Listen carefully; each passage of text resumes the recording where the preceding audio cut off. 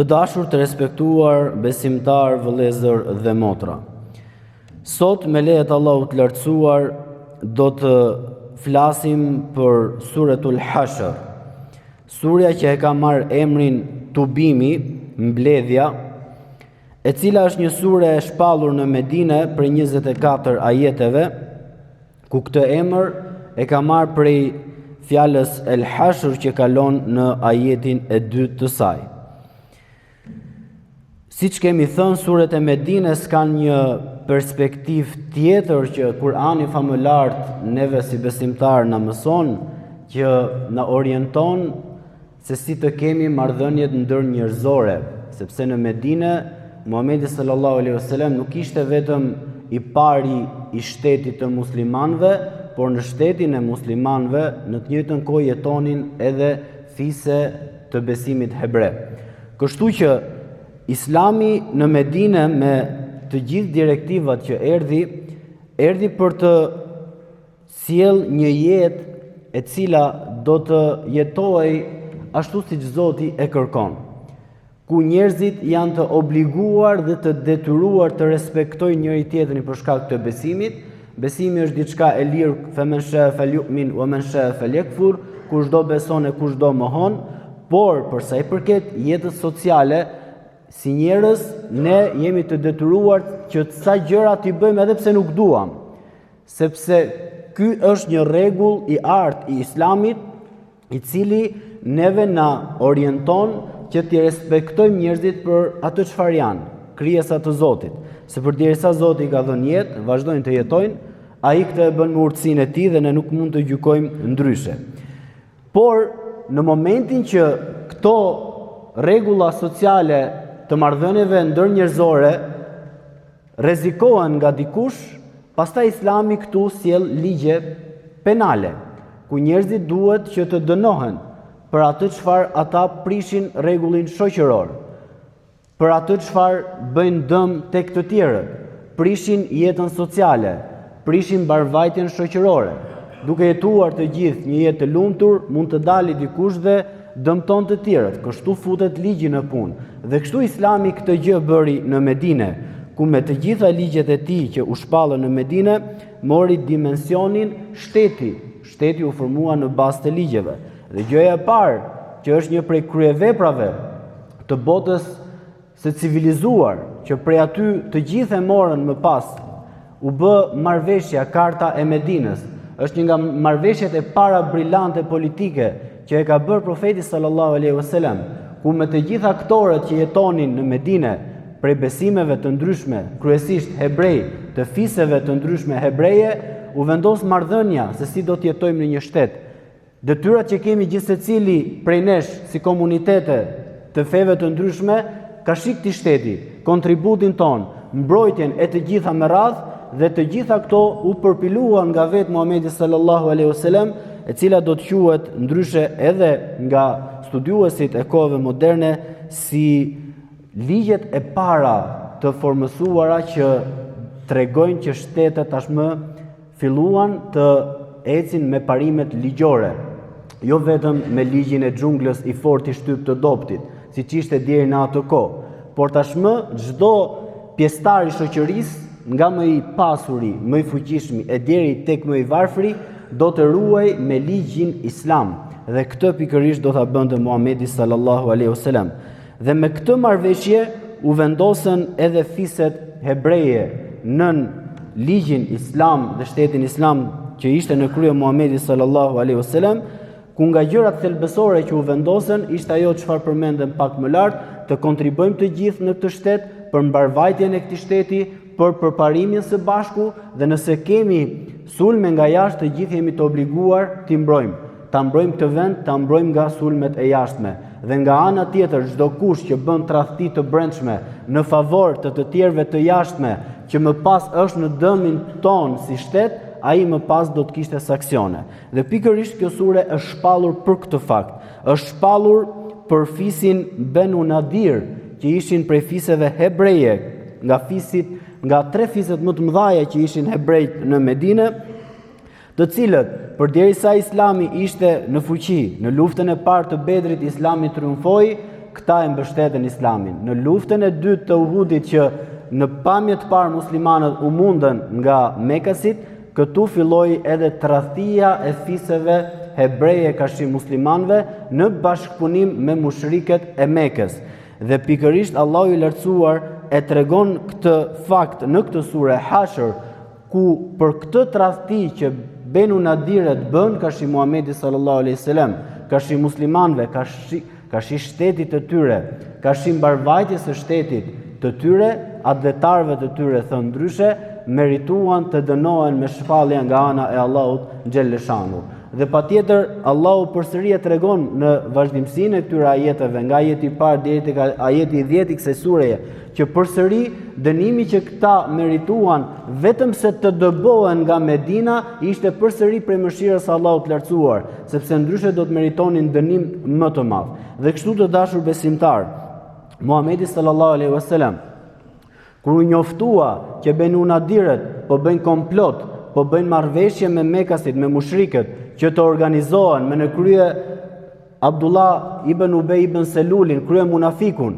i cili bashkëpunonte me Mekasit në kundër vendit të tij ku jetonte, kundër Muhamedit sallallahu alaihi wasallam dhe kundër muslimanëve, atëherë këtu Allahu do t'i tregoj Muhamedit sallallahu alaihi wasallam për këtë komplot me shpallje, ku më pas do të urdhërohen që këta njerëz të largohen nga vendbanimi i tyre si dënim i tradhëtisë së tyre.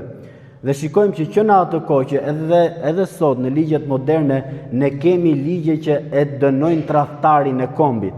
Dhe tradhtia ndaj kombit e dim shumë mirë, deri vonë është dënuar me vdekje edhe në ligjet moderne. Dhe në këtë e shikojmë që në kohën e Muhamedit sallallahu alaihi wasallam si një ligj kryevepër që të siguroj jetesën e vendit ku ti jeton, që gjithë secili të kontribuojë në të mirë dhe kurrësi në tradhti. Dhe Allahu do ta filloj surën Hashr pikërisht ku thot: Bismillahirrahmanirrahim, sabbaha lillahi ma fis samawati wa ma fil ard wa huwa al-azizul hakim. Allahun e madhëron çdo gjë në qej dhe në tokë, pra, dhe atij i takon fuqia, ai është i plot fuqishmi dhe i urti. Niset kjo sure kështu për të kuptuar që çfarëdo që dikush të mendoj se mund të bëj komplot ndaj fesë së Zotit, kushdo që mund të bëj komplot ndaj Muhamedit sallallahu alaihi wasallam, në fakt ai po bën komplot ndaj Allahut subhanahu wa taala. Dhe kjo kurse nuk do të ketë sukses.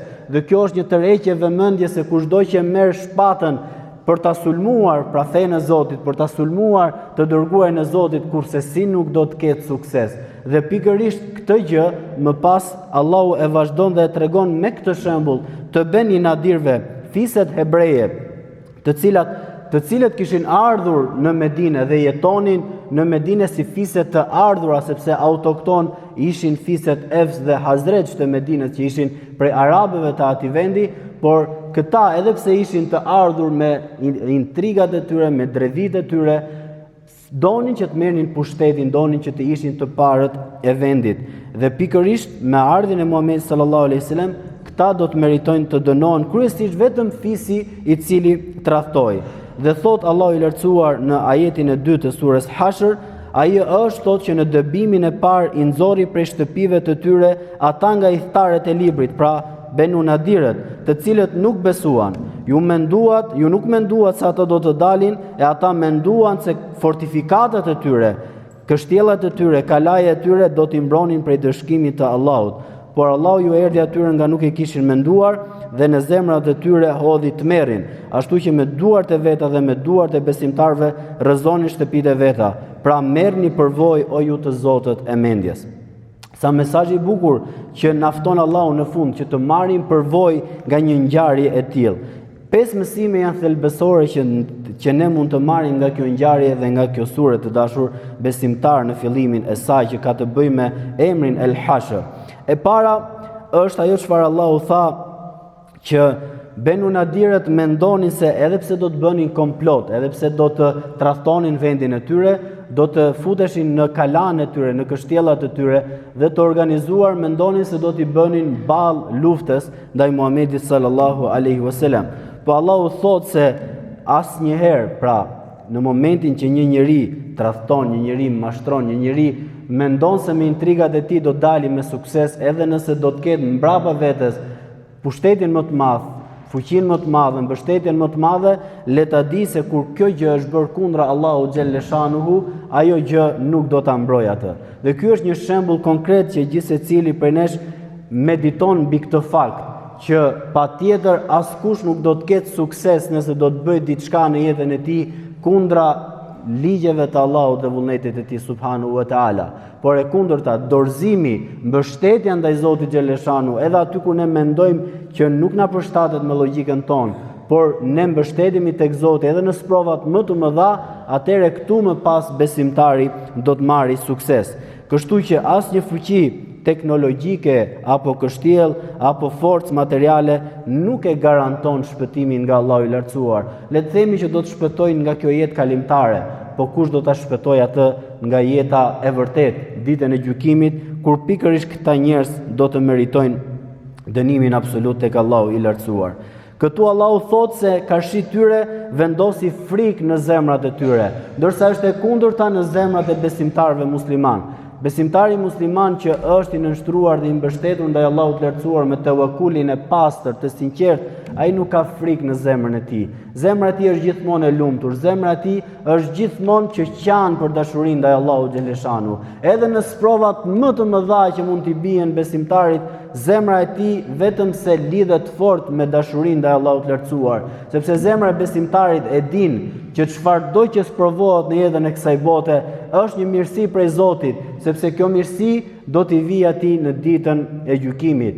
Dhe nuk ka gjë më të mirë dhe nuk ka forcë më të madhe psikologjike dhe mendore kur një njeri e jeton jetën në këtë formë. Ndërkohë e kundërta, kur njerëzit mendojnë me logjikën e tyre, me mendjen e tyre se pushteti momental, fortifikatat, kështjella do ta mbrojnë atë, ndërkohë ai nuk është i qetë në zemër. Dhe kështu komentojnë dietarët për njerëz të cilët mbështeten vetëm tek fuqia materiale momentale. Po të shikojmë në realitetin e sotëm, kur besimtarët sprovohen me luftra të ndryshme, shohim që besimtarët edhe pse vriten, edhe pse janë sprovuar me humbjen e fëmijëve të tyre, nënave dhe baballarëve, buzëqeshja nga fytyra, mbështetja tek Zoti, njësimi i Zotit, nga gjua e tyre kurrë nuk është ndalur. Ndërkohë nga të tjerët përsëri ne shikojmë të dokumentuar që edhe pse kanë fuqinë të armëve, kanë fuqinë e pushtetit momental, janë pikërisht ata të cilët nuk flenë gjumë rehat në shtëpinë e tyre, nga mangthet, nga frika që është futur thellë në zemrat e tyre. Dhe kjo është një dimension shumë i rëndësishëm që nëse kuptohet nga besimtari do të ketë pa diskutim një jetë të lumtur.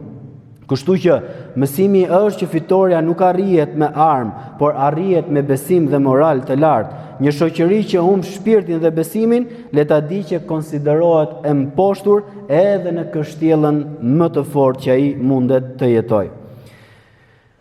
Këtu po ashtu mësojmë fundin e tradhëtisë nga mosmbajtja e besës dhe e fjalës që bën këta njerëz.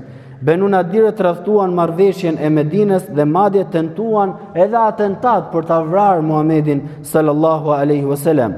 Por ne në Islam mësojmë të dashur besimtar që tradhtia nuk e ka të gjatë jetëgjatësinë, mashtrimi nuk e ka të gjatë jetëgjatësinë. Herët avon do të vi çdo gjë do të zbulohet dhe ai që është tradhtar, ai që është mashtrues do të ekspozohet dhe do të jetë turpi më i madh në jetën e tij. Ndërkohë besnikëria ndaj marrëveshjeve që ne bëjmë me njëri tjetrin është thelbësore. Mbajtja e fjalës është thelbësore, sepse kjo të lartëson si njëri në sytë e njerëzve dhe të lartëson si njëri dhe besimtar tek Allahu i lartësuar. Mbajtja e fjalës është një nga karakteristikat më të vlerësuara që vetë Muhamedi sallallahu alaihi wasallam e ka pasur në praktikën e jetës së tij të përditshme. Ai njihej si besniku para se të vinte profecia, gjë për të cilën tregon se sa i drejt dhe sa mbajtës i premtimeve dhe fjalës ishte ai me njerëzit. Dhe ta dini të dashur besimtar, nëse meritojmë një epitet të tillë në shoqëri dhe njerëzit na tregojnë me gisht si njerëz që e mbajnë fjalën, njerëz besnik, njerëz të ndershëm, le të dimë se profeti alayhis salam na ka përgëzuar dhe tha: "Rujuni", tha Muhamedi alayhis salatu wassalam, "nga gjykimi i njerëzve, sepse gjykimi i njerëzve do të thotë gjykim i Allahut subhanahu wa taala. Si të njiheni tek njerëzit keni vend edhe tek Zoti xhelle shanuhu wa xhelle xhelaluhu." Këtu ka dhe një fakt shumë interesant, se çfarë bën mashtrimi, çfarë bën intriga, çfarë bën tradhtia. Allahu thot, siç u përmend në ajetin e Kur'anit, kur Muhamedi alayhis salam i dha fat që të dalin nga kështjellat e tyre dhe të largohen përfundimisht nga Medina, ata çfarë bën? Në të gjitha shtëpitë e tyre, me duart e tyre filluan të shkatërrojnë pasuritë e tyre. Për shembull, filluan të shkatërrojnë dyert, të heqin për shembull bravën nga dera, të shkatërrojnë çdo gjë që ata deri në atë moment kishin dhënë jetën për ta siguruar atë pasuri, sepse ata po e shkatërronin me duart e tyre se po largoheshin që mos t'i linin diçka pas muslimanëve. Por këtu është një fakt shumë interesant. Shiko se si mundet shkatërrohet jeta e njeriut me tradhti, me mashtrim, me mosmbajtjen e besës dhe të fjalës. Kur ajo çfarë ti ke punuar gjithë jetën të shkatërrohet vetëm për një moment, vetëm se ti je treguar gënjeshtar, mashtrues ndaj marrëdhënieve reciproke që janë me njëri tjetrin ne si njerëz që janë të pashmangshme sepse jeta është e gatuar e tillë. Kështu kur njeriu vjen dhe shkatron pasurinë e tij me duart e veta, do të thotë që me të ai tashmë ka arritur fundin. Do të thotë që ai e ka humbur çdo vlerë njerëzore, sepse nuk ka më dinjitet që ai të ruaj edhe nderin e vet dhe pasurinë e vet për atë çfarë ai është preokupuar gjithë jetën e tij. Dhe e fundit të dashur besimtar është ku neve ndonjëherë mbështetemi tek hipokritët, tek mashtruesit.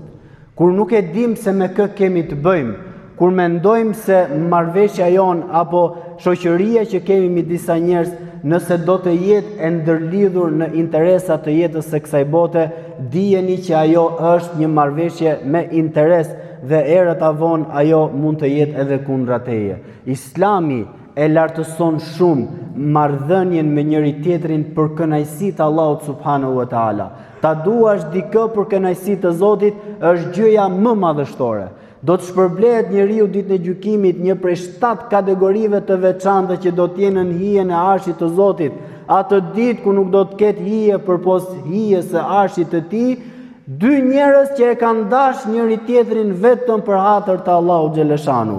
Ndërkohë, këta hebrej, Benu Nadirët, që kishin besën me njeriu më të mirë që ka parë njerëzimi, me Muhamedit sallallahu alaihi wasallam, që nga ai kursesi nuk do të thyje besa, që nga ai kishin sigurinë më të madhe, ata e tradhtuan njeriu më të mirë dhe shkuan bën marrëveshje me Mekasit, me hipokritët e Mekasit, me shkatrimtarët e Mekasit deri në atë kohë, të cilët donin ta ekzekutonin Muhamedin sallallahu alaihi wasallam, ta zgjesonin, ta vrisnin.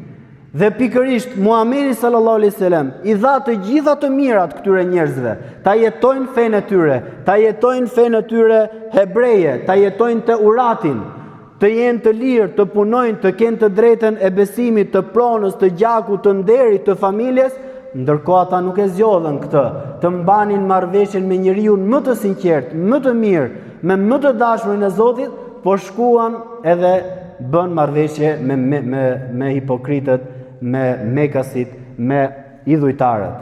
Dhe kjo ishte një dënim i drejt për drejt i Allahut lartësuar vetëm për këtë fakt, për mos mbajtjen e fjalës dhe mos mbajtjen e besës. Sa e rëndësishme dhe sa mësimi i madh që është për gjithë secilin prej nesh. Ku elusim Allahun e lartësuar të na bëjë për besimtarve që të jetojmë në ngjyrmet e Kur'anit dhe mësimet e tij, në ngjyrmet e Muhamedit sallallahu alaihi wasallam dhe jetës së tij, ta bëj Kur'anin ndriçim të jetëve tona, jetën e Muhamedit sallallahu alaihi wasallam udhërrëfyes të jetëve tona dhe na bëft Allahu i lartësuar që të jemi njerëz të besës, të fjalës, të nderit, njerëz që na drejtohet gishti për të mirë, njerëz që kur thuhet filani është musliman, gjithmonë të kemi përshtypjet më të mira në lagjen dhe shoqërinë ku ne jetojmë. Në të kundërt do të ishim prej atyre që nuk e kemi mbajtur siç duhet amanetin e Islamit dhe do ta trajtonim amanetin e Islamit përderisa e quajmë veten musliman dhe nuk veprojmë si të tillë. Allahu na bëfret e sinqertëve. Amin ya rabbel alamin. Wa aqulu qawli hadha wastaghfirullah li